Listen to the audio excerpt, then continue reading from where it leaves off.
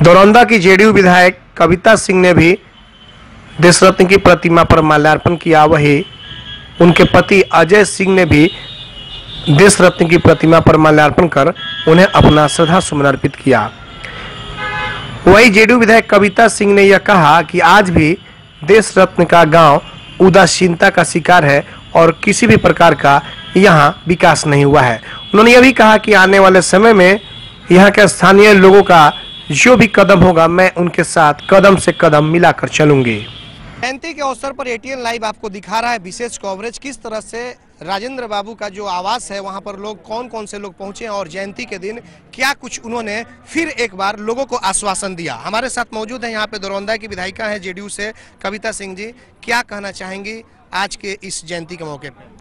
सर्वप्रथम मैं देश के प्रथम राष्ट्रपति देने वाली इस धरती को नमन करती हूं और साथ ही डॉक्टर राजेंद्र प्रसाद जी जो देश के प्रथम राष्ट्रपति थे उनकी जयंती पर ढेर सारी देशवासियों को शुभकामना देना चाहती हूं और साथ ही जिले का स्थापना दिवस भी है, इसके लिए भी ढेर सारा जिले वासियों को बधाई और धन्यवाद। मैं बताना चाहती हूं कि डॉक्टर राजेंद्र प्रसाद जी जो मेधा के धनी थे, उनमें असीम जो संभावनाएं होती हैं उनमें थी। उनकी काबिलियत को उन्होंने अपने संविधान की अध्यक्षता, जो संविधान बना उसमें अध्यक्ष पद को सुशोभित किया और राष्ट्रपति बनकर इस देश को सुशोभित किया और इस देश के मान सम्मान को बढ़ाने का कार्य किया। ये हम लोग सौभाग्यशाली हैं कि हम लोग उस धरती से जन्म लिए हैं और कर्मभूमि बनाए हैं। आपकी सरकार है और सरकार के कई मंत्री कई नेता यहाँ पे बार बार जयंती के मौके पे आते हैं, सिर्फ आश्वासन दे जाते हैं, बाकी कुछ नहीं। आज भी यह गांव जो है उदासीनता है, गांव में विकास नहीं हुए हैं। आपके पार्टी के सांसद भी हैं जो एनडीए गठबंधन के हैं, उनके द्वारा इस गांव को गोद भी लिया गया है, लेकिन एक ईंट तक नहीं रखी गई है। लोगों की शिकायत है, क्या कहेंगे आप? देखिए, विकास तो हुआ है, इसमें कोई दोहरी बात नहीं है कि विकास नहीं हुआ। हमारे बिहार के मुख्यमंत्री नीतीश कुमार जी हो, देश के प्रधानमंत्री नरेंद्र मोदी जी हो, उन्होंने देश के विकास के लिए और बिहार के विकास के लिए अनेकों कार्य किए हैं। लेकिन यह दुखद बात है कि जो हमारा सिवान जिला है और सिवान जिले का यह जीरादेई विधानसभा है जिसमें देश के प्रथम राष्ट्रपति डॉक्टर राजेंद्र प्रसाद जी ने जन्म लिया, उस देश के महान सपूत देने वाली धरती जो विकास होना चाहिए था नहीं हुआ। हम लोग आश्वस्त करते हैं कि मतलब इस लड़ाई में हम लोग यहाँ की जनता के साथ कदम से कदम मिलाकर चलेंगे और जो भी यहाँ की कमियां होंगी उन्हें पूरा करने का कसम लेते हैं। जनता आंदोलन करने जा रही है, विकास नहीं हो रहा है, उसको लेकर क्या आप उनका साथ देगी? उस आंदोलन में आप भी उनसे कदम से कदम मिलाकर चलेंगे?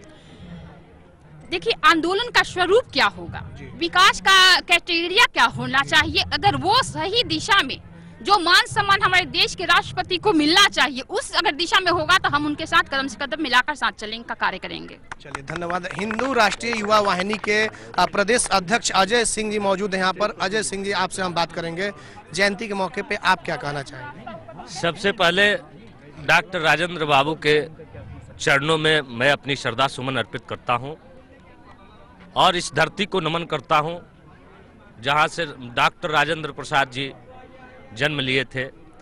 उस धरती को मैं नमन करता हूँ, बार बार नमन करता हूँ कि यह पवित्र धरती इस देश को दिशा दी, देश को दिशा देने वाले सपूत को पैदा की और जिन्होंने इस देश के प्रथम राष्ट्रपति बन करके हम सिवान वासियों का सीना चौड़ा किए,